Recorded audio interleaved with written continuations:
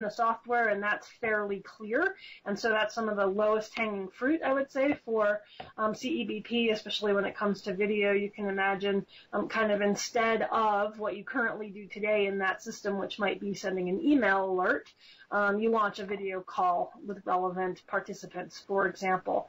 But pretty much everything else we do that isn't centered around a very clear and process-oriented software application is a lot harder to define those business processes. In my case, if I'm writing a white paper, well, what are my business processes, right? And they're variable. They change depending on the paper, who I'm working with, the timeline, all kinds of things. So while there might be great opportunity in my work for that enablement and then kind of injection, if you will, of real-time communications, identifying exactly where to put it and how to use it is kind of the tricky part. So I think we're still, trying to figure all of that out, and that will come over the next 5 to 10 years or so.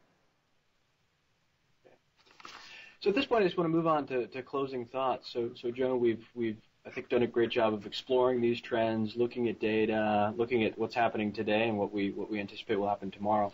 How would you recommend our audience take this information and make it actionable? What are a couple of first steps that you think folks should take? Well, I think Melanie hit on something is CEBP, whether you call it communication-enabled business process or you talk about communication-enabled workflows. I think the key is to understand the workflow. I think one of the reasons that it hasn't taken off, to Melanie's point, is that CEBP has been largely pushed by vendors of communication technologies. It's not been pushed by companies who understand their business process. So I think the way to look at it is to look at a business process, and in particular look at a business process that has high value, that has those common denominators. Is there high value in the interaction? Is there high value or scarce subject matter experts?